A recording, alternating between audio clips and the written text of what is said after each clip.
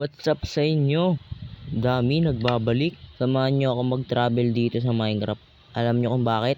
Wala lang, trip ko lang. Ano pang hinihintay natin? Wala nang paligoy-ligoy. Tara na!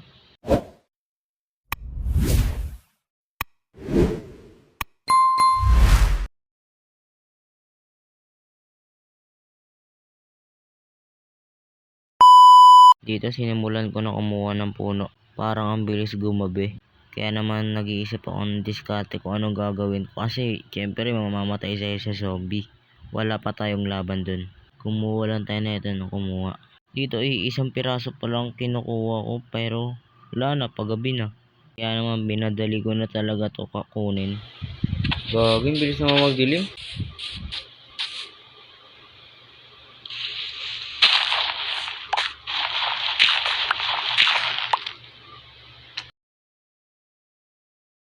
Gandang umaga, grabe nga yun. Grabing sakuna ang aking naranasan. Binatay ko na to kagad para makagawa na tayo ng armor na hindi tayo basta-basta mapapatay. Ito, wow. Nagputol na rin ako ng puno dahil konti lang yung nakuha ko kanina. Isang puno lang yung nakuha ko eh.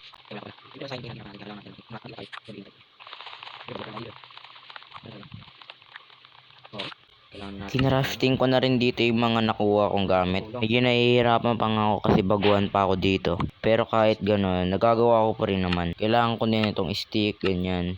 Dito kumuha na rin ako dito ng crafting table.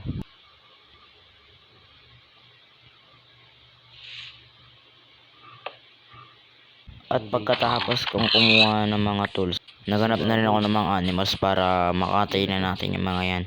Dito pa ikot-ikot na ako, wala pa rin ako makitang animals. Inabutan na ako ng gabi kaya naman, yun, gagawa muna tayo dito ng DIY bahay. Yung masisilungan lang, yung kaya lang kahit di makapasok yung mga zombie. Malambot pa lang talaga tayo, wala pa nga tayong armor eh.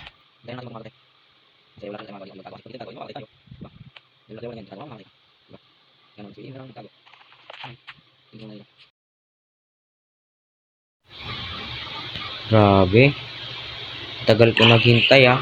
Tagal-tagal din ako naghintay ah. Tagal mawala. Dito muna tayo mag-i-stay kapag wala pa tayo no. Ang asang bahay ko pre. DIY. Dito din ako nagsayang ng oras kaya yan naganap na ako ng mga animals na papatayin ko dahil kagabi di ako nakahanap. Siyempre ngayon marami na yan. Sorry talaga pre, kailangan lang. Sapat to. Sorry, kailangan lang. Hindi talaga ako mapatay ng hype eh. Dito lang sa Minecraft. Dito pa. More. Pa? Hindi naman pala. Bayan. Uy, lapit.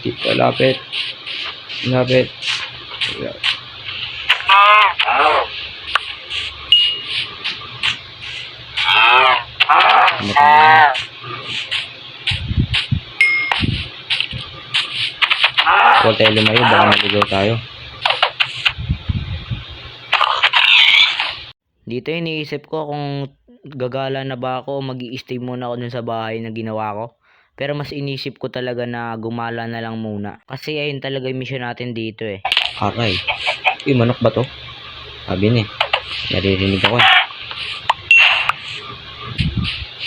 Manok pa dito. Yun o. Uy, makakagawa na ito ng bed.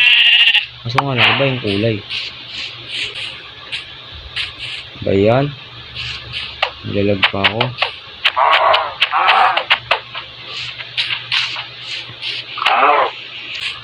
Hindi na ako minsan namamatay. Dito may nakita ko malaking butas kaya pinasok ko to. Sa tingin ko dito mas okay mag-stay. Pag samantala lang naman eh.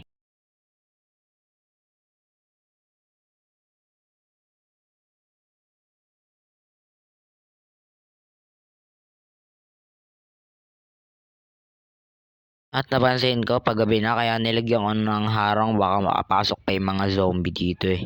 Kawawa ako dito kung creeper yung pumasok. Hindi tayo makita dito.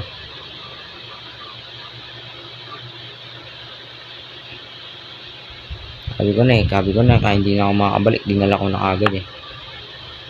Dinala ko na to kagad, pre. Dito pinagpatuloy ko na kumuha nito. Kapag nag-travel ulit ako, hindi na ako mauubusan ng ganito. Gabi pa din.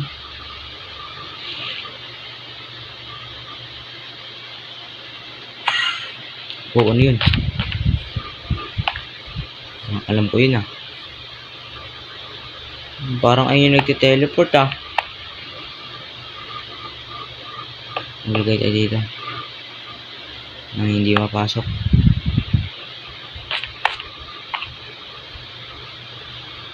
Wait, hanggang dito lang. Yan. Hindi na makapasok yun. Pero bago. Dito nagka-armor na ako. Kahit pa paano magkakatigas-tigas na tayo na kahit sobrang kaunti lang. O, di maya dito.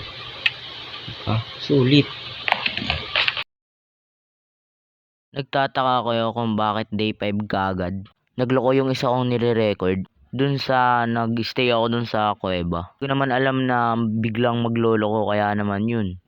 Hindi na save yung isa kong record. Nandito na ako sa sa village. Dito nakita ko lang 'to eh. Hinarvest ako na nga nag-harvest dito ng ng carrots. Dito tignan ko lahat ng mga bahay. At diyan sa bahay na yan, diyan ako natulog kagabi nung day 5. At dito nakita ko sa ilalim, meron pa pala ditong bahay, mga bahay-bahay dito. Dito pumunta na ako sa bahay-bahay. Tinignan ko yung mga gamit nila, malim mo yung mapapakinabangan ko. Uy, ano yun? Nag-away pa kayo. Wow naman, ganda ng ating nakita, di ba?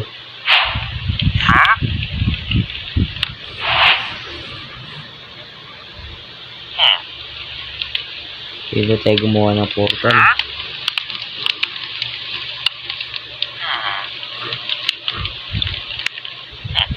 Dito nilibot ko na buong village. Marami din ako napakinabangan Marami din ako ditong nakuha ng mga mapapakinabangan ko. Buti na nga lang may nakita akong village na to eh.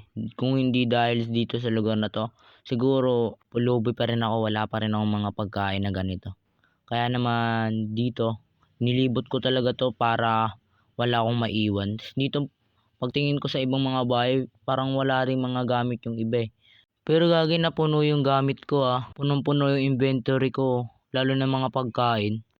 Maraming salamat sa panonood guys. Abangan nyo yung part 2 nito. Gagawa ko na part 2 nito. See you to next video. Bye-bye!